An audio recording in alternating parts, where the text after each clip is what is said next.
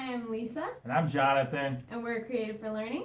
Today, we're going to talk about whether students should use Wikipedia in their learning.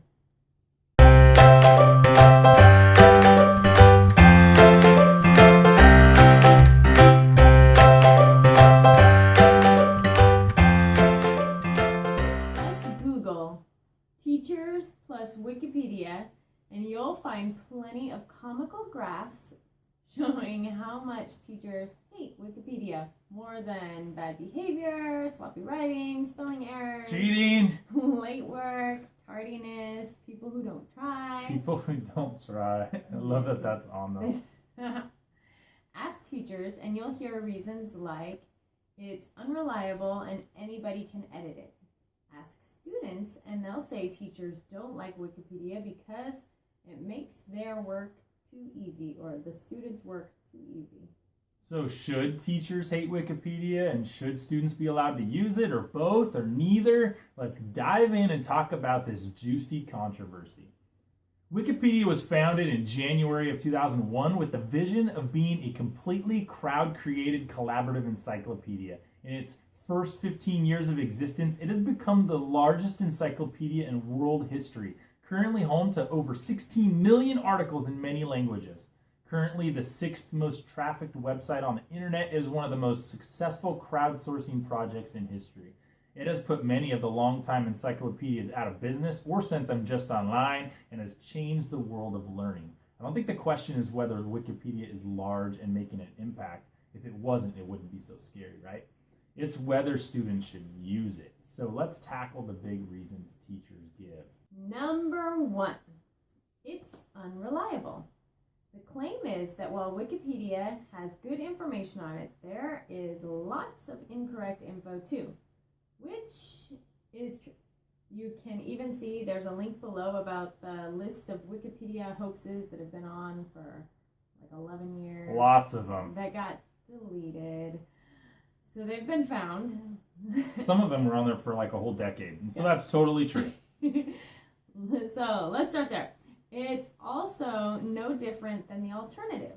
Are we going to send students to the library to find accurate information in those 20-year-old encyclopedia sets? Let's be real here.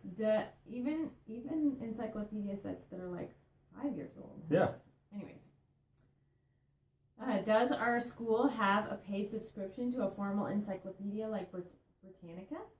Isn't this one of the reasons we complain about our textbooks? They're too old and out of date. It's kind of contradictory to then turn around and take a stance in favor of old encyclopedias, right? It's a balancing act.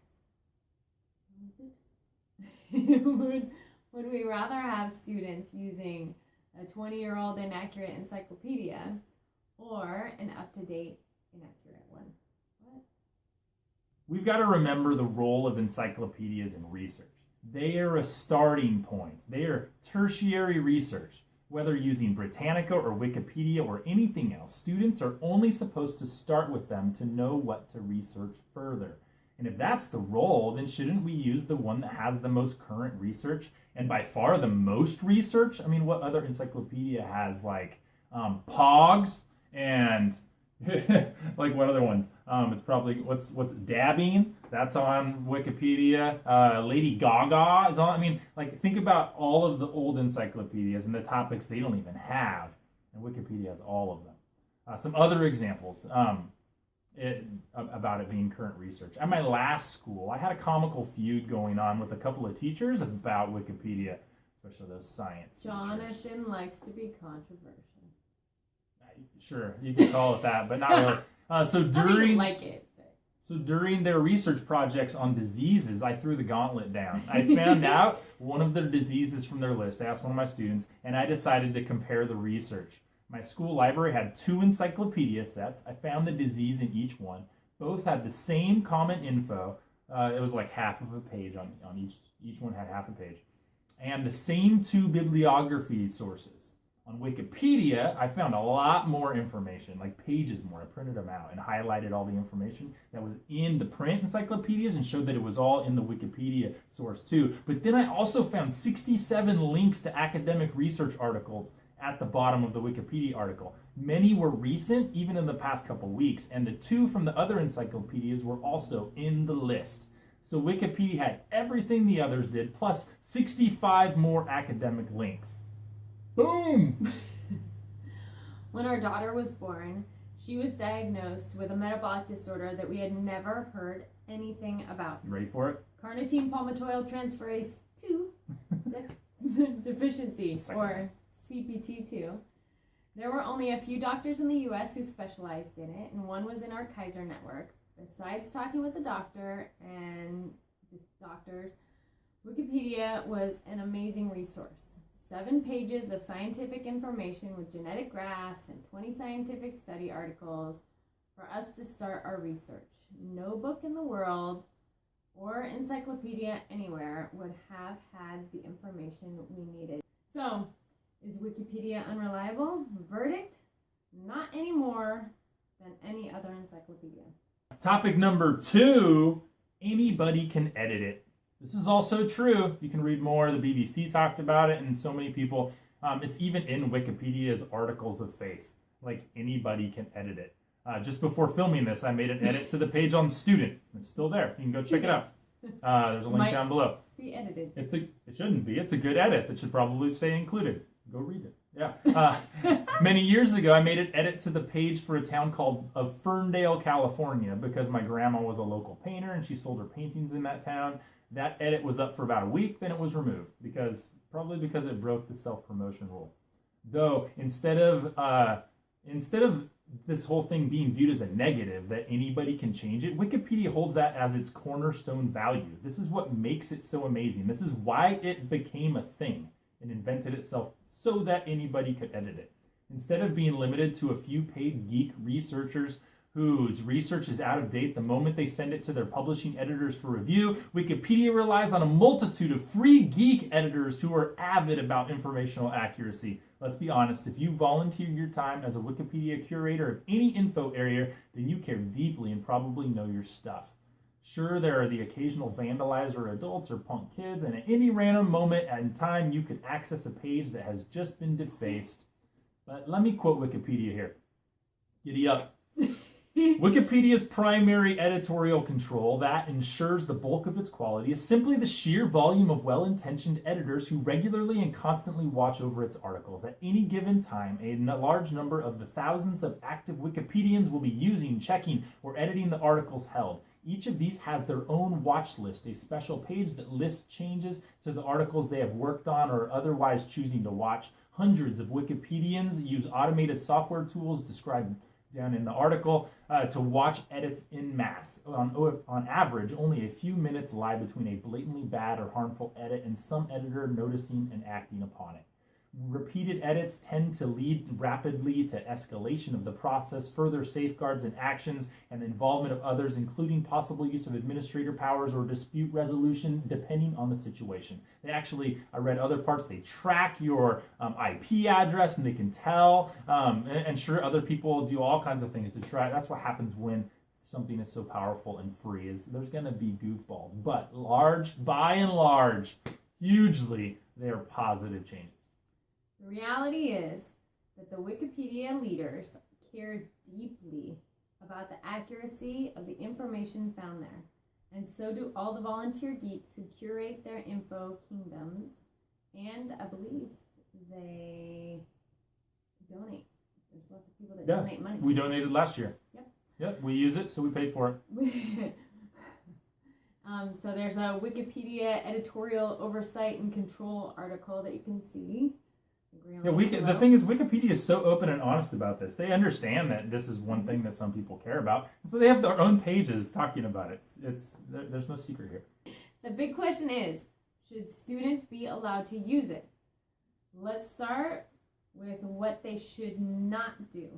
1, they should not quote from it in their papers. Not giant paragraphs, obviously, not single sentences, no quoting, no copying. Again, encyclopedias are a starting point. They should be treated as such, hubs of information from which to do more research. As far as hubs for information go, Wikipedia is hands down and unquestionably better than any print encyclopedia. 2.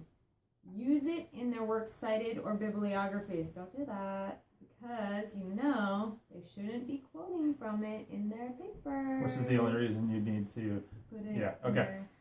So what should they use it for? This is what we've been waiting for, right? Number 1, initial learning. If you don't know anything about a topic or need a refresher, it's a superb source to learn what you need to learn. And let's be honest, teachers, we do it. Like, how many of you have not used Wikipedia to learn something from? Even if you're like super anti it. I'm sure there's some. There's probably some, but so few. Number 2, what should they use it for? Research. Research. Unlike print encyclopedias, Wikipedia articles have hyperlinks embedded in the articles that allow you to do research on any term in the article that you don't know what it means. This research method is how today's students' brains work, right? They call it hyperlinking, and they're way more likely to look something up that they don't know if there's a link right there. Open a tab. Open a tab. Yep. Sure, maybe that leads to ADHD, like I'm off on some rabbit trail, but they're learning. Squirrel. Sorry. Number 3, further research. This is what they should use it for. At the bottom of each Wikipedia article, you'll find a list of academic sources to do further research. Direct your students to use that list at the bottom. These are the sources they should read, study, and cite in their essays. These are the gold mines of information.